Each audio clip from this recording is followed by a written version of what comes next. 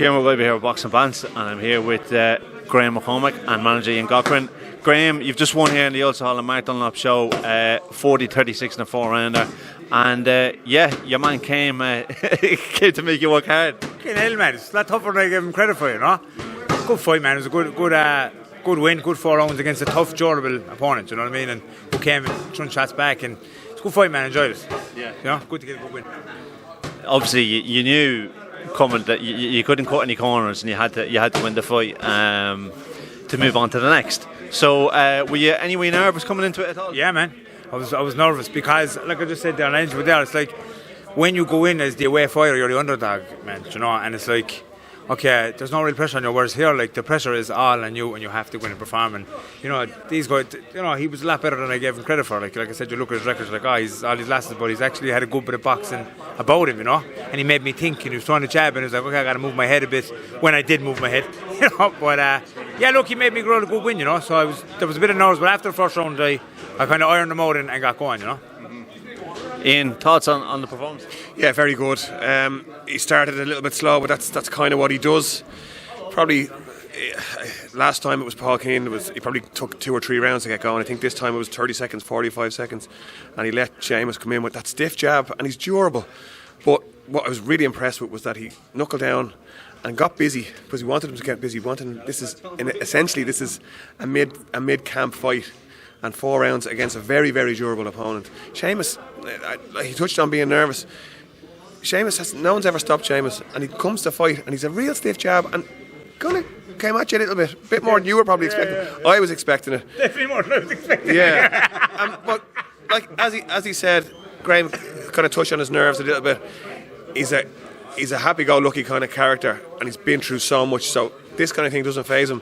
But when the pressure comes on, when you're expected to win, it makes things a little bit more difficult, as opposed to when you're coming as the away fighter. But I was really impressed how he came on throughout the rounds and finished strong. Round 3 I thought was perfect, absolutely perfect, and he finished the fight very strong. I wanted him to really make sure that all 4 rounds, every minute of each 4 rounds, was work, because as I said, we'll touch on it I suppose now in a minute, but this is a mid-camp fight, so pretty perfect. A couple of things he could work on, maybe change the angles a bit, get out when he's working hard on the inside, but apart from that, I was very, very happy.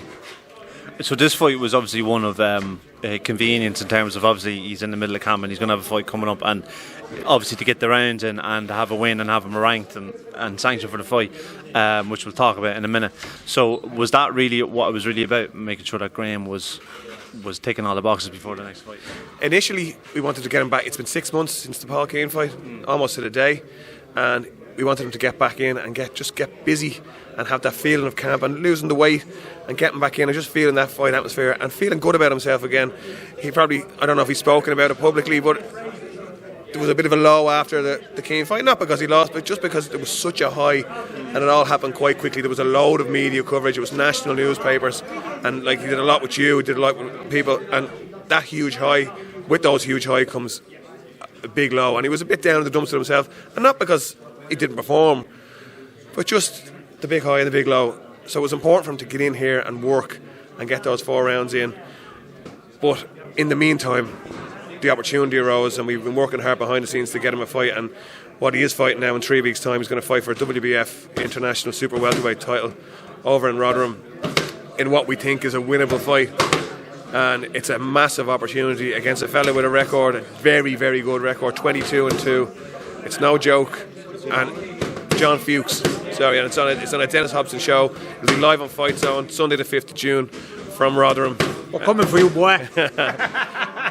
But we really, really feel this is a great opportunity, and what I was most pleased about was that he got the work in and he impressed, and I really was impressed, and it's perfect, as I said, mid-camp. Now he can kick on. I think he's already organised some sparring for Thursday to get in, and he's straight back in. Day off tomorrow, might let him have a pizza. He was supposed to get the stoppage to get a pizza, but he loves his pizza and a can of Coke Zero. So we're going to allow him to have the pizza. I don't know if it's going to be tonight or tomorrow, but straight back in on Monday. It won't be bored anyway, I promise. It won't be too. Straight back in on Monday, because this is a huge opportunity for him to beat a fellow with a very decent record. Graham, is that fair? You had a bit of a lull mentally after last fight? Big time, man. It was just like I said to Ian, like I said, it wasn't the last.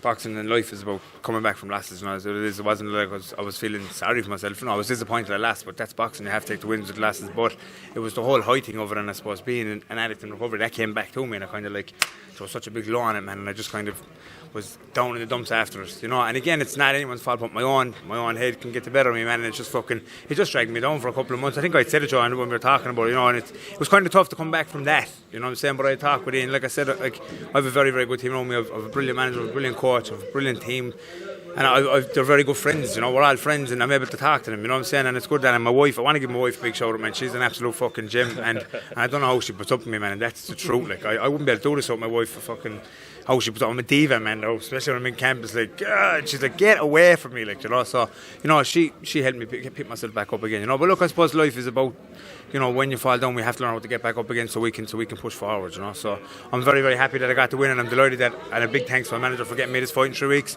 and I'm absolutely delighted, and I can't wait for it, man. These are the challenges I want, like, this is what gets me up, man, is, alright, I'm going in as the underdog now again, like, let's fucking have it, like, these are the fights I want. Like, I'm not, massive respect to the gentlemen that come in and give us the wins, but I feel more pressure in those fights than I do when you're going in as the away fighter in the tougher fights, because it's like, okay, let's just. I feel like I perform better even. Like, I feel like Paul Keever was my best performance as I was the underdog. I suppose I've been the underdog my whole life, so I enjoy it, man. I enjoy that stuff. Like, so I'm looking forward to 3 weeks' time, and I am 100% confident I'm going to get the win over there. Especially in a sport like boxing, where everyone on the inside, like here, knows you've the fight coming up, but no one watching the fight knows that you've that fight coming up. It's like, the performance, what was all that about? Do you know what I mean? When really you're in the ring and you know that there's another fight coming up. Massive pressure on my head, like, and I tried not to let it get the better of me. I think I said it to you and you, John Wiggins, like, I'm just going to focus on Saturday now. I think I said just going to focus on Saturday now and that, but I didn't, because everyone was like, title fight, and I was like, Saturday, I'm just focusing Saturday now, because anything can happen in these fights, man. Journeyman cause upsets. It's happened loads with fighters, especially on small hall shows. 100%. I was dropping Journeyman early on. How hard it is to get 100%, man. So, like, there was a lot of pressure on this fight here tonight. So I'm just grateful I got the win. Very, very happy with the win. I feel like I performed okay, and I'm looking forward to pushing on now back into camp Monday and ready to go in 3 weeks' time. It is difficult for someone like Graham as well, because it is 3 weeks' time that he's fighting, and in the biggest fight of his life, and you have to stay focused on what's ahead of you. So in order to not try and make that build, and you want to make a build, 7-8 weeks out from a huge fight, but to be fair to him, he said laser focus on Seamus tonight, and it's very hard to do because you've got such a big opportunity coming on the horizon, and and it's there, and it's so short a time. But he went in there tonight and performed with exactly the way he was supposed to perform, and now we can move on, and it's a huge opportunity, and he's going to take it. A lot of talk about, like, title fight, but I think people are missing the point that like, if you took the title away from it, really the big thing is the opponent you're fighting, the record that he has, and it's on Fight Zone, and it's in the UK. Do you know what I mean? With or without the title, if you win that fight, like, you're set up for big things. He's 22-2. Dan Fuchs is a well-known fighter, very, very good fighter. Ian came to me with the approach. But, like, I just want to say, like, I believe in my team, like, and I believe, like, you had said, it's good matchmaking, like, and they're not throwing me to the wolves, you know what I mean? It's a very, very tough fight, but it's a very, very winnable fight. And these are the fights I want, man. These are the fights, let's take challenges that are somewhat winnable. Yeah. Do you know what I mean? Like, these are the fights I want. And when we sat down and we signed the contract, which was less than a year ago, and he's already have to get me 2 title fights, we had said, look, these are the realistic fights I want to get. I'm 35, I'm not getting any younger, Who knows where it's going to end up, but I'm going to enjoy it, man. I'm going to challenge myself as much as I possibly can. I have the right team around me to help me do that, so let's have it, like, Yeah. And you know me, man, I won't shy well, like, let's fucking have it. John, I hope you're watching, because I'm coming, my friend.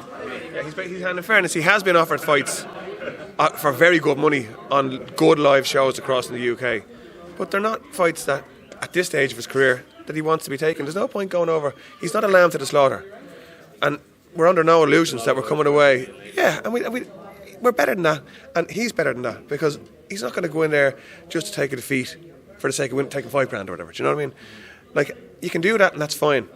But as I said, and as he said, we came into this to try and make a realistic push for the next couple of years. Look, we know he's mid to late 30s, but he's getting fitter and he's getting better. Mid 30s. It's mid 30s.